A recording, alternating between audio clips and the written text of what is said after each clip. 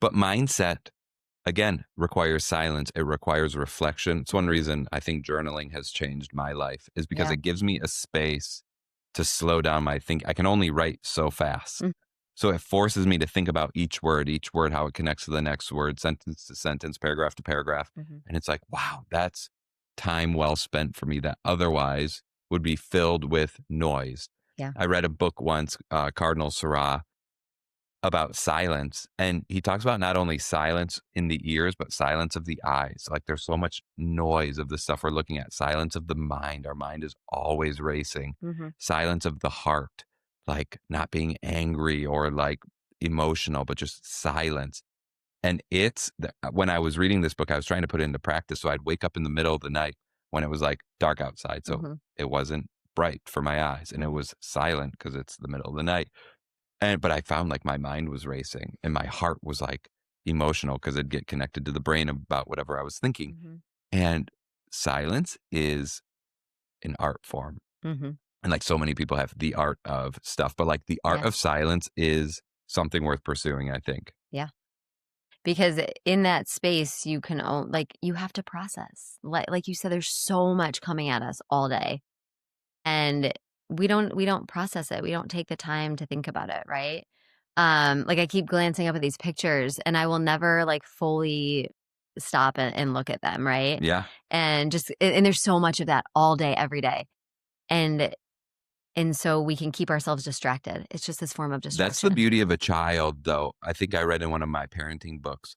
We as adults encode things. So you looked at that picture, you encode it as a picture in a frame, and you don't see it because you have organized it in order to keep your mind from exploding. Yeah. You've encoded it, you label it, it's there. Yep. But as kids, I'll never forget my first fall with our first son. Mhm. And he was looking at a leaf and he just could not get over the wonder of the leaf. And I'm thinking, you are in a sea of leaves. There are leaves everywhere. But it was like, and it just reminded me to see things. Yeah. And that's another good practice. Yeah.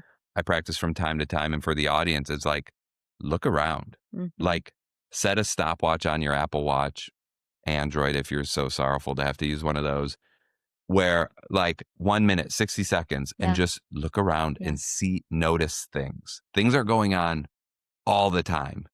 Uh, Timers are my favorite thing. I love them for kids. I love them for myself How do because you it's like, use them? um, silence. Yeah.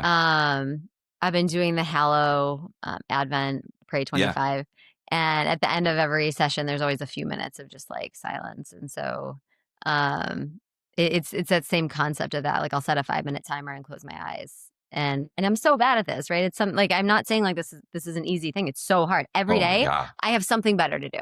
I've gotta pack lunches, I've gotta do something, right? Yeah. But I will tell you, the days that I do this, like you said, the rest of my day slows down. It is unbelievable. I mean, like, I take 3, 5, 10 minutes, whatever, to just lay on my back, close my eyes when I've got nothing going on, Mm-hmm. to just be, Mm. and the rest of my day makes so much more sense. The rest of my day slows down. So I use that. I mean, I tell people, like, if you need, I love this idea for if you're feeling really sad or upset about something, set a timer. Set a Yeah. timer to be really sad, to be really angry, to like feel your big feelings. And then when it goes off, you get back to real life, right? Because I think that's something that is really hard is like, I want to feel these things, but how do I not spiral into that? And I think as adults, we have to work on that, especially as parents. We have to be able to model that for our kids. And that'll circle back to like the repair idea that I talked about in my parenting program of like life comes at us fast, and you've got to be able to. How often at times do I just act in the worst way possible around my kids? I've got to be able to apologize, and I've got to be able to make it right. I've got to be able to accept that like I said no to this because it I didn't want to deal with the mess, or I didn't want to deal with the noise, and I need to be able to explain that to my kids. I said no to you because I was being selfish and fearful. Sure, you can go play this. You can go run around outside in the mud because that's good for you. You can do this, and I'm going to deal with myself. Yeah. You've got to model it. How can you expect Yeah. them to do it if you don't show them?